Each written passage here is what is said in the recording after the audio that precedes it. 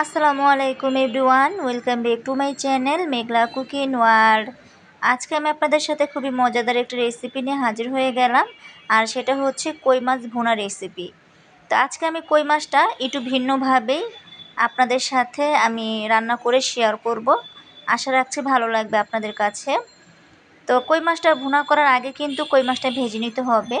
তো সেজন্য আমি কিন্তু আগে কই মাছটা ভালো করে ধুয়ে হলুদ, মরিচ এবং লবণ দিয়ে ভালো করে মেখে আধা ঘন্টার জন্য একটু রেস্টে রেখেছিলাম। এতে করে হয় কি জানেন, কই মাছের ভিতরে লবণ এবং হলুদ মরিচটা পরিমাণ মতো ঢুকে যায়। তো এই যে দেখুন, কই মাছের এক পাশ ভেজে নেওয়া হয়ে গেছে, তারপর আমি উল্টে দিয়েছি। তো আলহামদুলিল্লাহ কই মাছ ভেজে নেওয়া হয়ে গেছে। এখন আমি এক এক করে কই মাছগুলো প্লেটে তুলে নিচ্ছি। আর আপনাদের কাছে একটাই অনুরোধ, যারা এখন আমার চ্যানেলটি সাবস্ক্রাইব করেননি তারা প্লিজ দয়া করে আমার চ্যানেলটি সাবস্ক্রাইব করে দিবেন। আর যারা অলরেডি আমার চ্যানেলটি সাবস্ক্রাইব করেছেন তাদেরকে অসংখ্য অসংখ্য ধন্যবাদ এবং আমার অন্তরস্থল থেকে অনেক অনেক দোয়া এবং ভালোবাসা রইল। তো এখন আমি কই মাছটা ভুনা করব, সেই জন্য আমি প্যানে দিয়েছি পরিমাণ মতো সয়াবিন তেল।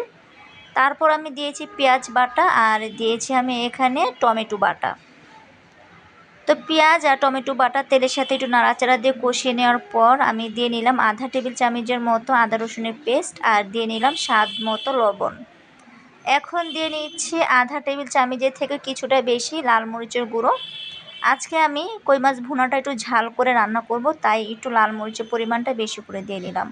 আর দিয়ে নিলাম আধা টেবিল চামচের থেকেও কিছুটা বেশি হলুদের গুঁড়ো, আর দিয়ে নিলাম আধা টেবিল চামচের মতো ধনে গুঁড়ো। তারপর একটু দিয়ে নিলাম পানি, এতে করে মশলাটা পুড়ে যাবে না। তো এই যে দেখুন, পানিটা দেওয়ার পর খুব ভালো করে আমি মশলাটা নাড়াচাড়া দিয়ে কষিয়ে নিচ্ছি। তো আলহামদুলিল্লাহ দেখুন, মশলাটা ভালো করে কষানো হয়ে গেছে আর মশলা থেকে অলরেডি তেলও ছেড়ে দিয়েছে। এখন আমি সেই কষানো মশলার উপরে দিয়ে নিচ্ছি ভেজে নেওয়া সেই কই মাছগুলো। তো এই যে দেখুন, কষানো মশলার উপরে আমি মাছগুলো দিয়ে একটু আলতো হাতে নাড়া দিয়ে নিচ্ছি। এখন আমি দিয়ে নিচ্ছি জাস্ট অল্প একটু ঝোলের জন্য পানি। আমি কিন্তু মাছটা একদম ভুনা ভুনাও করব না, আবার একদম ঝোল রাখবো না, মানে একটু মাখা মাখা ঝোল রাখবো, খেতে ভালো লাগবে। তো এই যে দেখুন, আলহামদুলিল্লাহ কই মাছের তরকারি কিন্তু অলরেডি বলক চলে আসছে। এখন আমি দিয়ে নিচ্ছি কই মাছের ভুনার উপরে প্রায় 5 থেকে 6টি কাঁচামরিচ ফালি। একটু ঝাল হবে এই কই মাছের ভুনাটা, আর খেতেও ভালো লাগবে গরম ভাতের সাথে।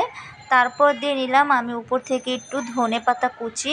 তো ধনেপাতা কুচি আর কাঁচামরিচটা দেওয়ার পর আমি আর একটু আলতো হাতে কই মাছের ভুনা তরকারিটা নাড়া দিয়ে নিলাম। তো এই যে দেখুন, আলহামদুলিল্লাহ কই মাছ ভুনা করা হয়ে গেছে। আমি একটি সার্ভিং প্লেটে আপনাদেরকে সার্ভ করে দেখালাম। তো আজকে এই কই মাছ ভুনা রেসিপি আপনাদের কাছে কেমন লেগেছে অবশ্যই কমেন্ট করে জানাবেন। আসসালামু আলাইকুম।